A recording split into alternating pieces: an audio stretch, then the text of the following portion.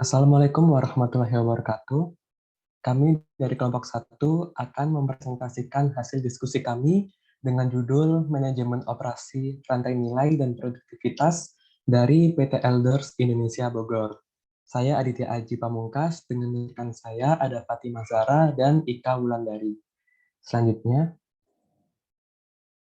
berikut merupakan profil PT Elders Indonesia Bogor. Nah, PT Elders Indonesia ini merupakan anak perusahaan multinasional dari Elders Limited yang berkedudukan di Adelaide, Australia. Nah, PT Elders Indonesia sudah berdiri sejak bulan September tahun 2000 dengan izin usaha untuk perdagangan ternak, proses pengolahan atau pemotongan ternak, dan penjualan daging. Nah, perusahaan ini memiliki feedlot modern di Lampung Tengah dan rumah pemotongan hewan yang terletak di Bogor. Rumah potong hewan ini sudah memiliki praktek kerja sesuai HACCP dan ISO 9001, dan nama produk yang dihasilkan bernama Koyong by Elders. Jumlah karyawan PT Elders Indonesia pada tahun 2018 berjumlah lebih dari 100 orang dari berbagai latar belakang. Selanjutnya, PT Elders Indonesia memiliki visi, yaitu menjadi perusahaan penghasil daging yang berkualitas tinggi, terbaik, dan diakui di seluruh Indonesia. Dengan misi yaitu menghasilkan daging yang berkualitas, memenuhi kebutuhan daging nasional, serta meningkatkan nilai tambah produk, dan meningkatkan serta mengembangkan customer base. Nah, PT Elders Indonesia ini telah menerapkan beberapa prosedur seperti ISO dan HACCP serta GMP, SSOP, dan keselamatan serta kesehatan kerja. Selanjutnya, Yang pertama ada manajemen operasi.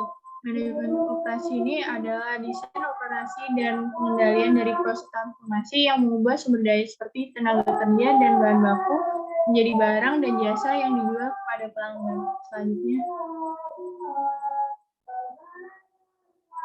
input atau jenis karkas. Yang pertama ada veal, berasal dari sapi dengan umur bawah 1 tahun. Yang kedua ada yearly, berasal dari sapi dengan umur 1-2 tahun. Yang ketiga ada yong, berasal dari sapi darah dengan 3-7 gigi seri. Yang keempat ada yong prime, berasal dari sapi jantan yang tidak menunjukkan tanda kelamin sekunder. Yang kelima ada prime, berasal dari sapi betina atau jantan dengan 8 gigi seri permanen terkikis. Yang terakhir ada cow, berasal dari sapi betina atau jantan yang telah mencapai dewasa kelamin. Selanjutnya, ada tahapan produksi. Yang pertama ada area penampungan sapi, yaitu penurunan sapi dari truk pada area unloading. Yang kedua ada ruang penyembelihan, sapi dimasukkan ke dalam knocking box. Yang ketiga ada ruang pemisahan daging, karkas berada di ruang pendingin selama 12 jam dengan suhu 5-10 derajat Celcius. Yang keempat ada ruang pelabelan, yaitu pengepakan ke dalam karton. Yang terakhir ada ruang penyimpanan menggunakan metode FIFO. Selanjutnya, mekanisme dan jenis pelanggan. Yang pertama ada mekanisme pemilihan pelanggan. Ini dilakukan melalui sistem tender untuk jangka waktu tertentu. Yang kedua ada jenis pelanggan. Terdapat 3 jenis pelanggan. Yang pertama ada pelanggan untuk penjualan kulit sapi. Yang kedua ada pelanggan untuk penjualan jeroan. Dan yang terakhir ada pelanggan untuk penjualan lemak dan tulang. Selanjutnya,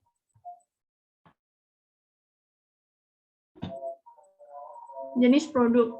Terdapat 9 jenis produk. Yang pertama ada bed, yang kedua ada cover roll, yang ketiga ada hanging tender, yang keempat ada strip loin, yang kelima ada tenderloin, yang keenam ada brisket, yang ketujuh ada spare rib, yang ke-8 ada conro, dan yang terakhir ada brisket bone. Selanjutnya ada manajemen rantai nilai, di mana manajemen rantai nilai ini bertujuan untuk menciptakan strategi rantai nilai yang sepenuhnya terintegritas ke dalam semua anggota rantai yang mampu memenuhi dan melebihi kebutuhan pelanggan, serta menciptakan nilai tertinggi bagi pelanggan.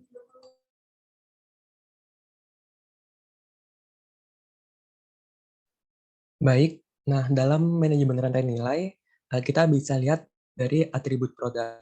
Nah, atribut produk ini merupakan atribut-atribut yang menjadi pertimbangan konsumen untuk membeli produk dari PT Elders Indonesia. Beberapa dari atribut produk tersebut yaitu ketebalan lemak, warna daging, warna lemak, perubahan warna, freeze burn, kebersihan, keempukan, marbling, tekstur, volume, desain kemasan atau packaging, daya tahan, flavor, merek kemasan, dan keseluruhan penampilan daging. Nah, dari beberapa atribut ini ada yang menjadi concern atau permasalahan yang perlu diperbaiki dari PT Elders Indonesia, seperti ketebalan lemak, perubahan warna, serta freeze burn permukaan. Selanjutnya, di sini merupakan analisis keterkaitan antara aktivitas dan proses. Di sini ada dua jenis, yaitu positive impact dan negative impact. Untuk positive impact, yaitu apabila satu teknis berubah, akan berpengaruh ke teknis yang lain. Kemudian negative impact, apabila satu teknis berubah, akan berpengaruh ke perubahan teknis yang lain. Nah, dari grafik di sebelah kiri, hasil analisis menunjukkan tahapan proses produksi yang memiliki hubungan kuat positif terdapat pada pemisahan daging dan karkas, dan hubungan kuat negatif terdapat pada pencucian dan pemeriksaan karkas. Selanjutnya, dalam menjaga dan meningkatkan nilai dari produk ini, PT Elders Indonesia telah menerapkan beberapa prosedur seperti ISO 9001, di mana PT Elders Indonesia telah memenuhi 4 dari 5 unsur-unsur ISO yang telah diterapkan perusahaan, yaitu identifikasi mampu telusur, pemilihan produk, pengukuran dan pemantauan produk, serta pengendalian produk yang tidak sesuai. Kemudian ada hazard analysis critical control point, di mana PT Elders Indonesia telah menerapkan sistem tersebut sesuai dengan prinsip perusahaan, yaitu asuh, aman, sehat, utuh, dan halal. Kemudian ada GMP atau Good Manufacturing Practices, yang merupakan salah satu upaya dari PT Elders Indonesia untuk memastikan keamanan serta mutu dari produk. Selanjutnya ada manajemen produktivitas, di mana hasil yang didapatkan dari produksi ini menggunakan waktu satu atau lebih dari faktor produksi. Untuk produktivitas dari manajemen produktivitas ini biasanya dihitung sebagai indeks dan rasio antara output dengan input. Yang pertama ada titik kendali kritis serta jenis bahaya dan faktor kritisnya. Di sini ada tabel CCP, jenis bahaya, faktor krisis, dan pencegahan. Untuk CCP yang pertama itu ada tahap penerimaan sapi, di mana jenis bahayanya di bidang biologi dan kimia. Untuk faktor krisis dari tahap penerimaan sapi ini, cemaran mikroorganisme, penyakit sapi, dan residu antibiotik. Untuk pencegahannya, pemasaran sapi harus memberikan jaminan bahwa sapi yang dikirim ini terbebas dari penyakit dan antibiotik. Selanjutnya, untuk tahap pengeluaran jeroan, memiliki jenis bahaya biologi dengan faktor kritis isi jeroan. Untuk pencegahannya, memuaskan sapi dengan tujuan untuk mengurangi atau menghilangkan pakan dan air agar usus menjadi kosong pada saat proses penurunan jeroan.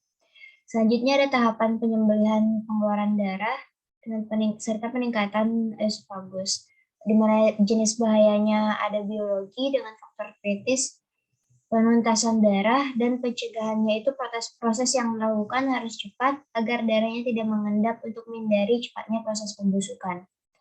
Dan yang terakhir ada penyimpanan karkas dengan jenis bahaya biologi dengan faktor kritis suhu ruang, di mana di sini pencegahannya ialah dengan adanya penyimpanan yang dilakukan dengan suhu ruang -5 Celcius agar bakteri pembusukan dapat bertahan. Selanjutnya ada analisis unsur faktor terhadap peningkatan penjualan.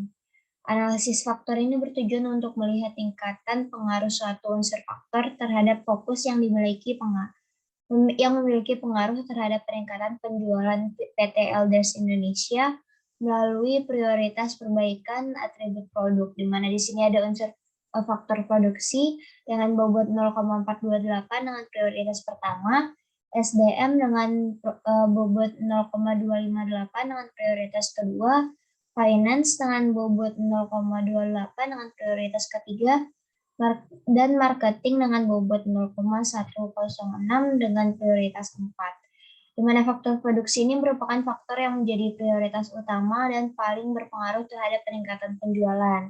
Hal ini terjadi karena produksi ini merupakan kegiatan dalam perusahaan dalam menciptakan dan memberi nilai guna terhadap produk dengan menggunakan sumber daya yang dimiliki meliputi bahan baku, tenaga kerja, modal, serta mesin dan peralatan.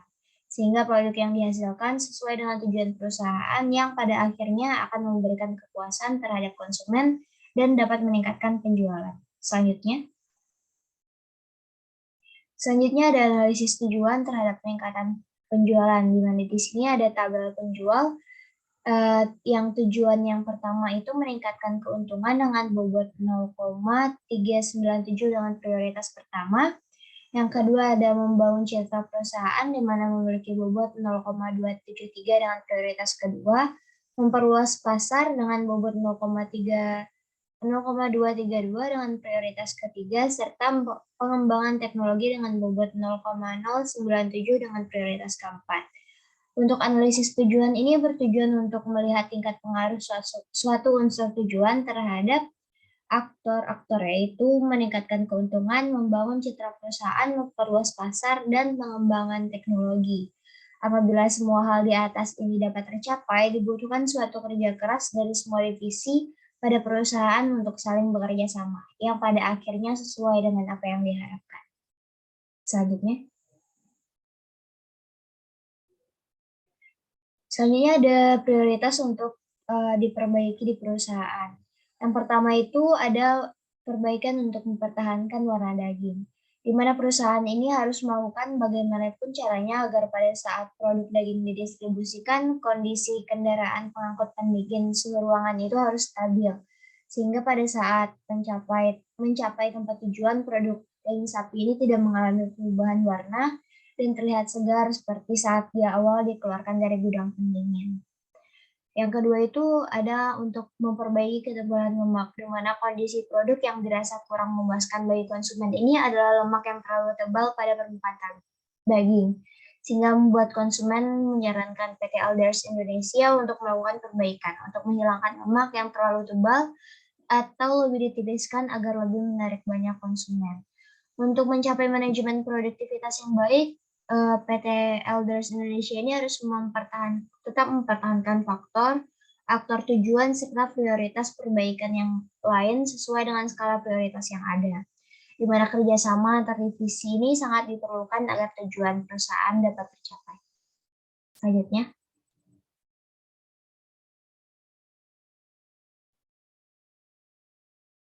sekian kiranya presentasi dari kelompok kami. Terima kasih. Jika ada kesalahan mohon maaf. Kami sudahi. Wabillahi taufiq wal hidayah. Assalamualaikum warahmatullahi wabarakatuh.